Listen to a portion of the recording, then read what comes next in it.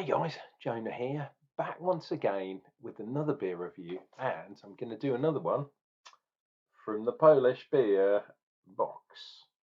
But this one's a bit of a weird one. It is a Nepo, or Nepomucen, or whatever it is, however you pronounce that.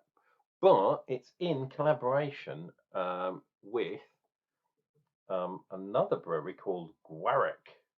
Who are these guys? I'm not sure where they're from. Does it say on there? Don't know. Sounds a bit foreign, doesn't it? But it's Nepo and Gwarek. This is called Dankadelic Cold IPA. And I've got some details, but look at that. That's like some weird psychedelic eye thing that's looking at me. There's some stuff. No, it's all in Polish. Right, here's some interesting info. So 4.9% on the ABV, so basically a 5%. It's got some rice in it, apparently, flaked rice, which is nice. Hops are Idaho 7, Simcoe, and Amarillo. That's an interesting combination. We will see what we get from that bad boy. Avoid the Polish pregnant ladies. It says store in a cool, dark place, which is interesting. So, apparently, the cold IPA is what they're calling a cold IPA because, as far as I know, no one's decided what a cold IPA is.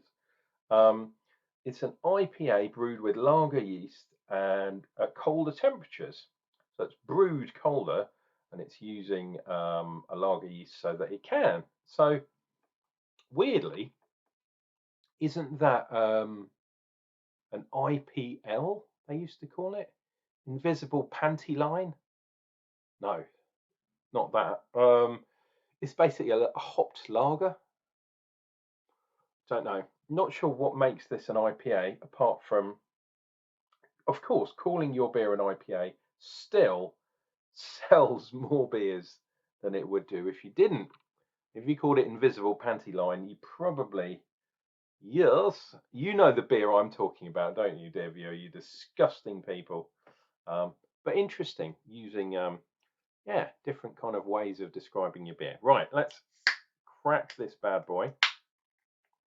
Get it into the glass. I'm still riding high from finding out that I am the Kent tasting panel chair, which is cool. I've sent some info out to people, telling them and all that kind of jazz. It'll be interesting. I've booked a meeting, a couple of meetings. There we go, just under a finger's head. We'll go that almost a finger's head. Reasonable level of carbonation, not too fizzy, which is cool. Definitely not lager fizzy, which is interesting. All right, let's get this together. So there's the Funkadelic, Dankadelic mofo of a cold IPA of Doomers. And there we go. Wow. So Simcoe is a bit hit or miss for me, to be perfectly honest. Idaho 7's a weird one. And Amarillo always gives me marmalade on toast for some weird reason. Idaho 7 gives me a kind of creamy, nutty kind of thing going on, but all I'm getting is zestiness and yeah, it's like Simcoe. It's that orangey kind of thing going on. And weirdly, using Simcoe and Amarillo together is playing on that orange kind of vibe. Idaho 7, I think you get a bit more tropical stuff, but I always get that weird coconutty, sort of nutty, creamy thing as well. And Simcoe is a juicy hop, so this is interesting. And don't forget, it's got rice in it. Rice, some sort of, what's it called? Flaked rice. There we go. Whatever that means. I believe that's like the that Chinese beer Tsingtao that you have in the Chinese restaurants, which is a lager, but they put rice in it, and it's lovely, really nice beer. Weirdly, in the UK, I don't know what it's like where you guys are, but where I am, in UK, down in Kent, obviously, you go to whatever restaurant it is. So Chinese restaurant, Tsingtao, Italian, Nastro Azzurra, perhaps. Go to some sort of there's a lot. I tell you what, there's a lot of like Turkish kind of not kebab shop. Well, there are a lot of kebab shops, but there are a lot of kind of Turkish restaurants, weirdly, and they have FS beer, which is interesting. So lots of different things. Tiger beer, if you're going for a what's it? Which way round does it? I always get confused. Tiger and Cobra. If you're going for kind of curries or things like that. Very interesting. Anyway, I'm waxing lyrical. I should be drinking some beer. Cheers and beers, dear viewer. Yeah, thanks for the kind words. Those of you that wish me luck on my new venture. See what happens, eh?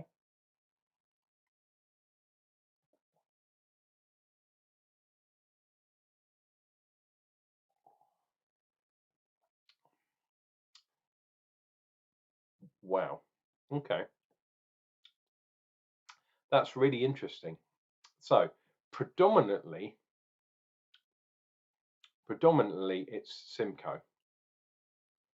And all I'm really getting is a hit of that kind of orangey kind of thing, that juicy thing, that bitter orange, bordering on kind of grapefruit kind of thing. It's very clean. Maybe that's what they were getting from using the lager yeast. Very clean. There's no. It should be a bit more creamy, I think, if it's got the rice in it, the flaked rice, but it isn't. And look at it. Look how cloudy that bad boy is.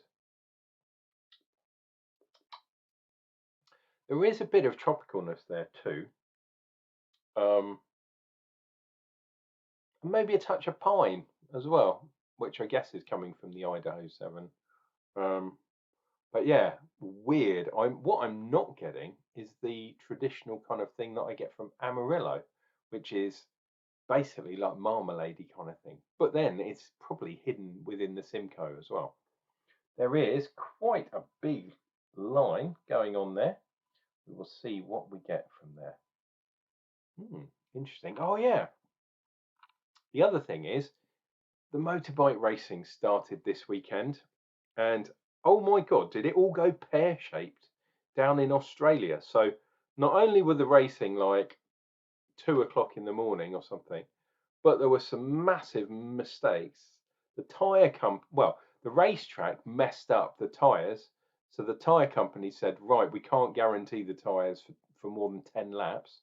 So on all the races, they had to come in and pit and change their tyres, which you hardly ever see um, in motorbike racing.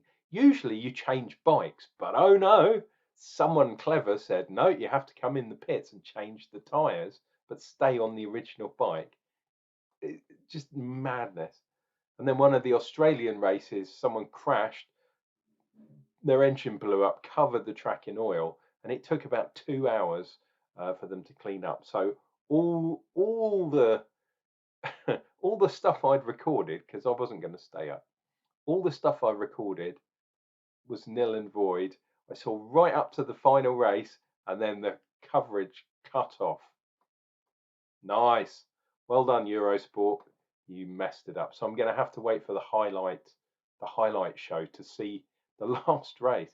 I looked it up on the internet, I have to say, because I do like the bike. So I know who won the race, and apparently it was a really good finish. But yeah, he cut off. Anyway, this is supposed to be about beer, not about motorbikes.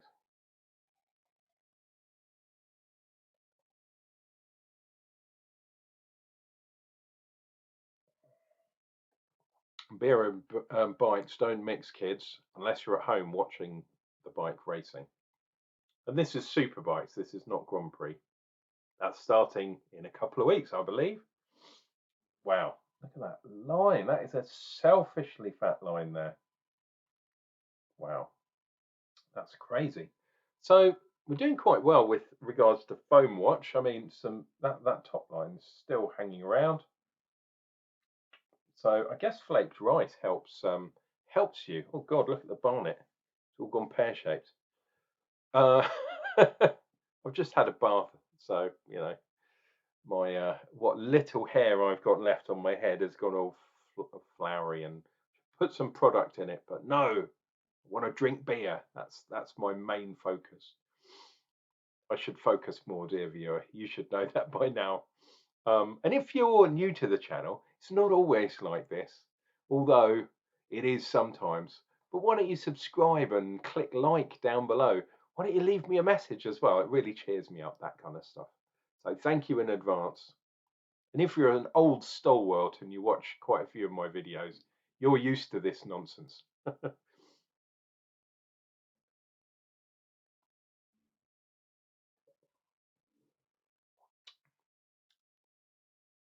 Yeah, Simcoe. And personally, yeah, I'm not a Simcoe dude. I don't, it's not high up on my tasting list, Simcoe. Um, yeah, so I don't know if I'd rate this highly, but I mean, it's not a bad beer. I like what they've tried to do. Is it like a lager? Not really. I mean, it's a bit cleaner and crisper than your normal IPA, but it's kind of like a West Coast IPA, but with Simcoe instead of, you know, Cascade or Centennial or something with beginning with C. And Simcoe doesn't begin with, it sounds like it does, but it begins with an S. Um, yeah, so not my favourite beer, which is a real shame because I wanted to like Nepo. I like the can. I like the fact that they're doing stuff with other breweries. Dun, dun, dun. Is it going to focus on Guac or whatever that thing is? Gwarek something. It does say something under there. Brewery, blah blah blah.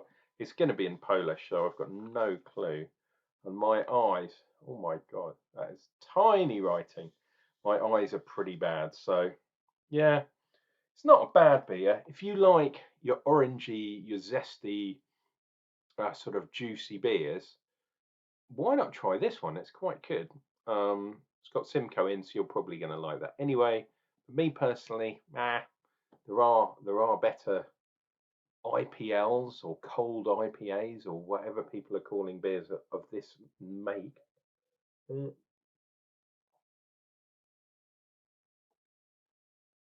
Oh, the other thing is, look at that. Line. 4 lines, 4 sips. That is good. Oh, just the flavours, just the use of hops. But probably that's what it was supposed to be like.